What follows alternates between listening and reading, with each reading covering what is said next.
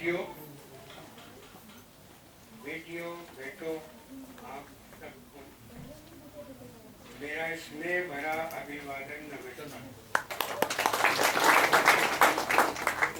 मैं हिंदी में बोलूँगा अपनी बात, तो आपको सबको हिंदी समझ आ जाएगी, तो बहुत अच्छी बात है। यदि कहीं पर कोई भी समस्या हो तो आप मेरे को रोक के पूछ सकते हैं।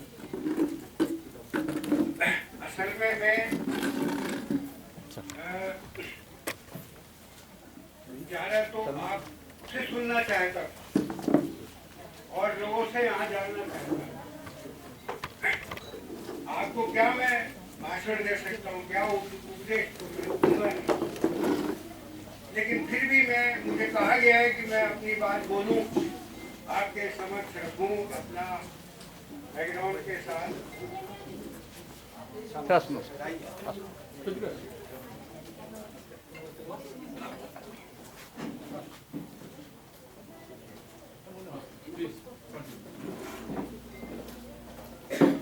तो मैं अपनी बात आरंभ कर रहा हूं और आपकी परमिशन पर मैं अपनी बात हिंदी में कर रहा हूं।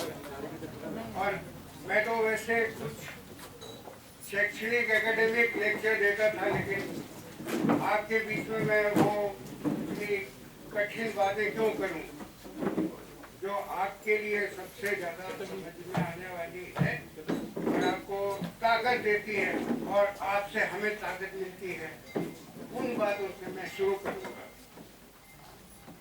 आज यदि कोई इंस्टीट्यूशन या कोई जगह बची है जहां पर संगठित होके देश में, हमारे देश में लोग इकट्ठे होते हैं, तो वो सिर्फ स्कूल है। ट्रेड यूनियन भी नहीं, काम की जगह भी नहीं, धार्मिक स्थल भी नहीं, लेकिन स्कूल में जो एकदम वाइब्रेंट, पूरी ताकत से भरे हुए, पूरे सोच विचारों से भरे हुए और क्रिएटिविटी से भरे हुए युवा इकट्ठे होते हैं, इन इंस्टीट्यूशंस को भी हमारे सिस्टम में कहीं ना कहीं बर्बाद करने का एक साजिश चल रही है। कितने दिन स्कूल में युवा इकट्ठे होते रहेंगे। ये जो ऑनलाइन शिक्षा की बात हो रही है, ये जो घर से बैठे पढ़ाई करने की बातें हो रही हैं, ये वही है कि स्कूल को भी तोड़ दिया जाए और स्कूलों की जमीनों को कॉर्पोरेट को और लोगों को बेच दी जाए और स्कूलों को महंगा कर दिया जाए कि आम आदमी के, मजदूरों को, बच्चों को उससे वंचित कर दिया जाए, वो उससे डिनायल कर दिया जाए। आपको शायद पता होगा कि बहुत संघर्ष के बाद हमारे देश में शिक्षा के अधिकार पर एक कानून बना 2009 में, राइट टू एजुकेशन एक्ट, कि हर बच्चे का पढ़ने का, निःशुल्क पढ़ने का अधिकार है। मतलब जो प्राइमरी सेकेंडरी एजुकेशन का अधिकार निःशुल्क है, वो अधिकार राज्य से, सरकार से हर बच्चे को मिलेगा। हमारे यहाँ पर अधिकार के कुछ कानून हैं, जैसे सामाजिक सुरक्षा का अधिकार, सूचना का अधिकार, जानने का अधिकार,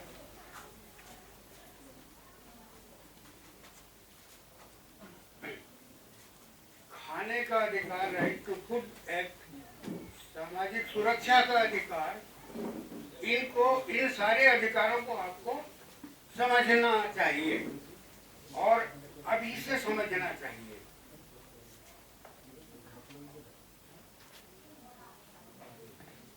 तो मैं ये कह रहा था कि जो हमारे 5 अधिकार के कानून हैं, या 5 अधिकार बड़े लंबे संघर्ष के बाद आम आदमी को मिले हुए हैं, उनमें शिक्षा का भी एक अधिकार है और सामाजिक सुरक्षा का भी अधिकार है। तो शिक्षा भी सामाजिक सुरक्षा में आती है। लेकिन 2009 के कानून के बनने के बाद वो शिक्षा का अधिकार कमजोर होता जा रहा। जो सरकारी स्कूल थे वो बंद हो रहे कई राज्यों में, और प्राइवेट स्कूल आ रहे हैं जो कि बहुत ज्यादा फीस लेके और एक तरह से बहुत लोग उसको पढ़ नहीं पाएंगे, क्योंकि जब हजारों लाखों की फीस ली जा रही है अच्छे एजुकेशन के लिए। इन्हीं अधिकारों में हमारे संविधान भी हमें कुछ अधिकार देते, और वो प्राइमरी अधिकार देते, बोलने का अधिकार, उसमें शिक्षा का भी है, उसमें श्रम अधिकार भी है, श्रमिकों के अधिकार। उन श्रम अधिकारों में के क्रम में ही हमको जो कंस्ट्रक्शन वर्कर, निर्माण मजदूर हैं, उनके लिए कानून बनाया 1996 में, 97, 98 में उसके रूल आए। 2 कानून बने कि जो निर्माण के मालिक है उनसे एक टैक्स लिया जाएगा जो निर्माण करा रहे हैं, जो भी निर्माण कर, और वो जो टैक्स है, सेस है, उसको खर्च किया जाएगा। उसके लिए एक कल्याणकारी कानून बना। अब यहाँ पर मैं थोड़ा सा आपको बता देना चाहता हूँ कि उस कल्याणकारी कानून में कई कल्याण सुविधाएं देने की बात है निर्माण मजदूरों को, और उनके बच्चों को स्कॉलरशिप या छात्रवृत्ति, वजीफा देने की भी एक योजना उसके अंदर है। हम लोगों ने तो अधिकार मांगा था कि अधिकार का कानून, लेकिन सरकार ने दिया कल्याणकारी कार्य। कल्याणकारी कार्य, अब जो वेलफेयर है और अधिकार है, दोनों में फर्क है। वेलफेयर या कल्याण जो है वो एक तरह की दया दृष्टि है, अधिकार नहीं है। और अधिकार है तो वो कानूनी रूप से सरकार को देना ही पड़ेगा, और नहीं देगी तो हम उसके लिए न्यायालय जा सकते हैं, उसको हम जबरदस्ती सरकार से ले सकते हैं। लेकिन ये कानून कल्याणकारी कानून बना और इसको भी और कमजोर कर दिया गया। कल्याणकारी कार्य के करने के लिए निर्माण कल्याणकारी जो कानून है उसके अंतर्गत एक त्रिपक्षीय बोर्ड बना, जिसमें मजदूरों के प्रतिनिधि रहेंगे, ये जो निर्माण मजदूरों के, सरकार के प्रतिनिधि रहेंगे और मालिकों के रहेंगे। और वो जो बोर्ड है, कल्याणकारी बोर्ड, वो निर्धारित करेगा कि उसमें क्या योजनाएं दी जाए, और उसमें से एक स्कॉलरशिप या छात्रवृत्ति की योजना भी है। और इतना अधिक पैसा सेस का जमा हो गया सरकार के पास, जो असल में मजदूरों का पैसा है, क्योंकि मजदूर जितना काम करेंगे निर्माण का काम, उतने टैक्स जमा होगा सरकार के पास, और उस पैसे को उन्हीं मजदूरों के परिवार और उनके कल्याण के लिए खर्च करना है। और खर्च करेगा वो बोर्ड निर्धारित करेगा कि कैसे करना है। लेकिन मुझे जो जानकारी है, ज्यादातर राज्यों में और उड़ीसा में भी वो बोर्ड निर्धारित नहीं करता है, बल्कि राजनीति के जो टॉप में लोग हैं, मुख्यमंत्री या श्रम मंत्री, वो या ब्यूरोक्रेट यानी जो अधिकारी है, वो डिसाइड करते हैं कि स्कॉलरशिप मिलना चाहिए कि नहीं मिलना चाहिए और कितनी मिलना चाहिए। जबकि त्रिपक्षीय एक बोर्ड बना हुआ है, तो एक तो वैसे ही वो चैरिटी कर रहे हैं, अधिकार नहीं है। अधिकार होता तो हमको मिल नहीं मिलना, और होना चाहिए अधिकार। क्यों नहीं होना चाहिए? क्योंकि मजदूर का ही पैसा है, हमारा ही पैसा है, हमको मिलना चाहिए। और मजदूर के बच्चों की के पढ़ाई के लिए। दरअसल में राइट टू एजुकेशन कानून जो है उसको भी ये यदि छात्रवृत्ति दी जाती रहती तो उसको भी ये एक सपोर्ट होता, एक पुश होता, लेकिन वो भी नहीं किया जा रहा है। हमको जैसा मालूम पड़ा है कि उसके लिए भी कई जगह निर्माण मजदूरों के संगठन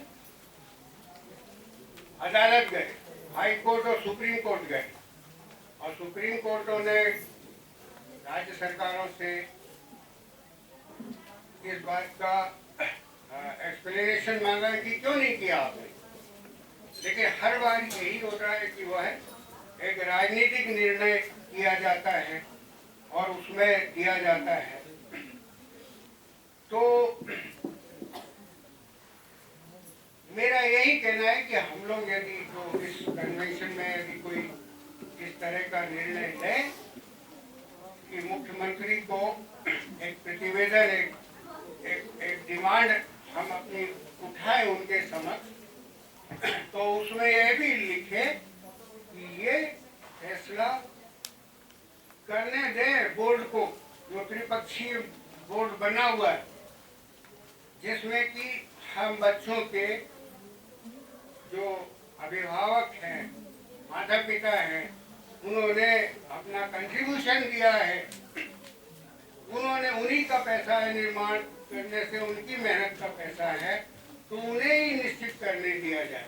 ये भी एक डिमांड होनी चाहिए।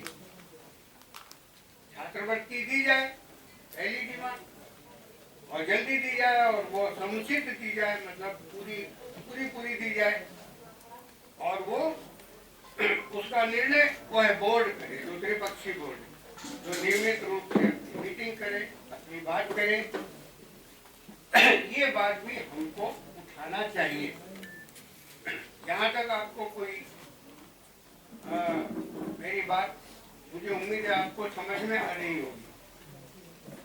यदि कोई संशय है तो आप पूछ सकते हैं, क्योंकि मैं आपसे भी चाहता हूँ कि ये थोड़ा सा इंटरैक्टिव मीटिंग हो।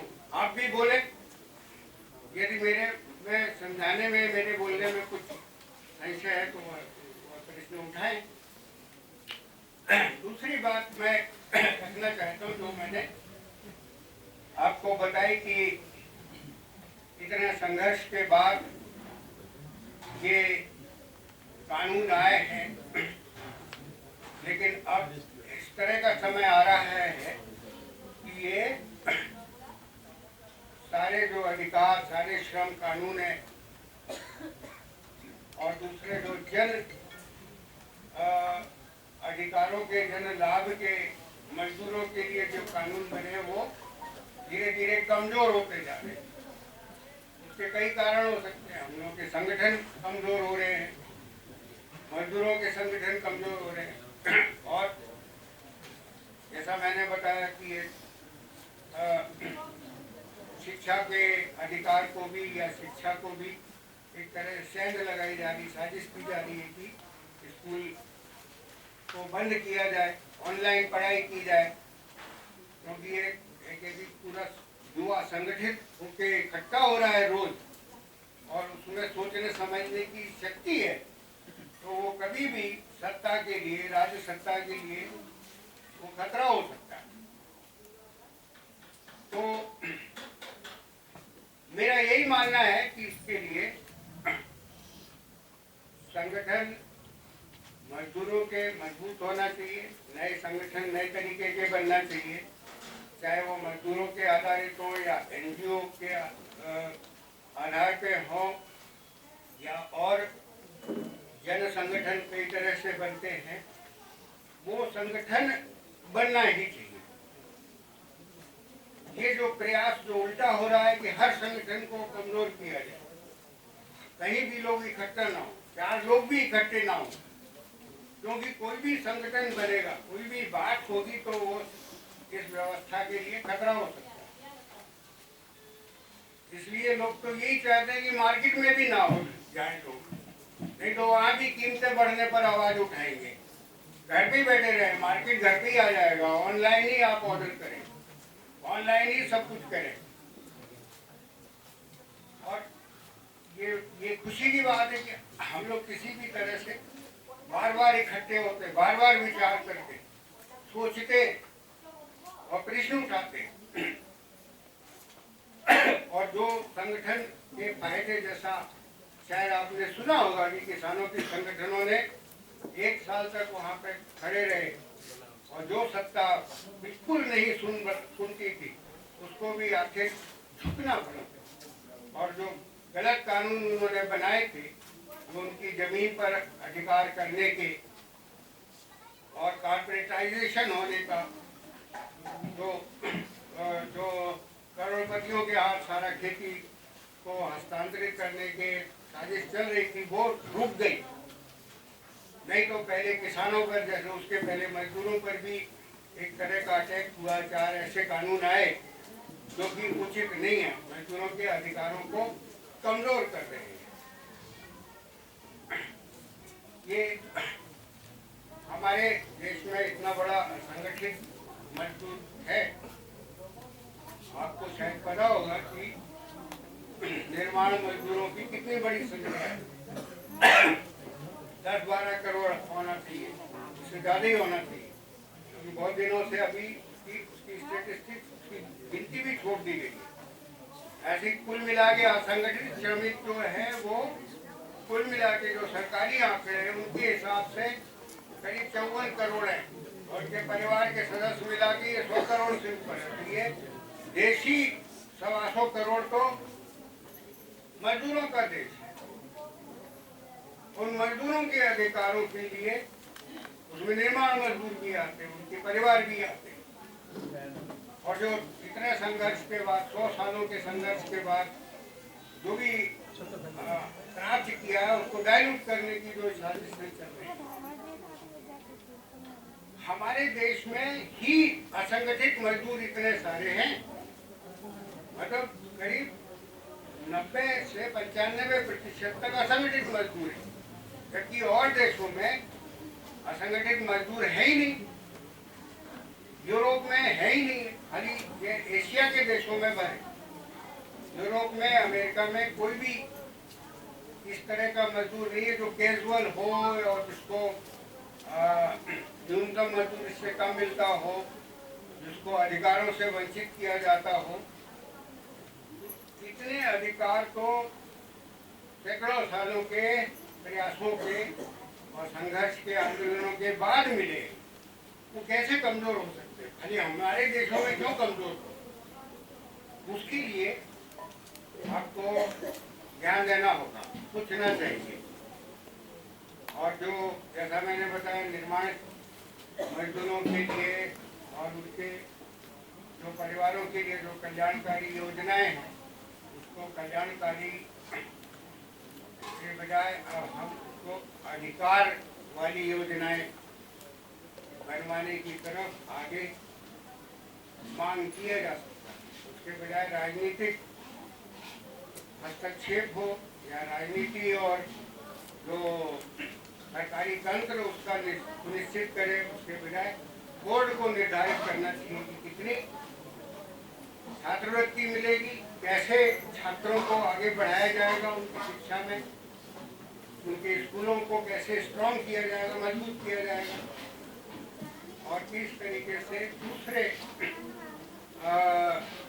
जो अधिकार हैं सामाजिक सुरक्षा के या उनके घर का अधिकार, और ये सारे, ये जो सेस का फंड है, ऐसा है, निधि है, सरकार के पास है, वो कैसे खर्च होगा, वो बोर्ड को, यानी हमारे प्रतिनिधि जो बना हुआ त्रिपक्षीय लोकतांत्रिक तरीके से, वो निश्चित करेगा। हमें कोर्टों ने भी बताया, कानून भी है, तो उसको रोकना चाहिए जो गलत। आपको यदि और कुछ मेरे से जानना हो तो आप पूछ सकते हैं। मैं अपनी बात यहीं पर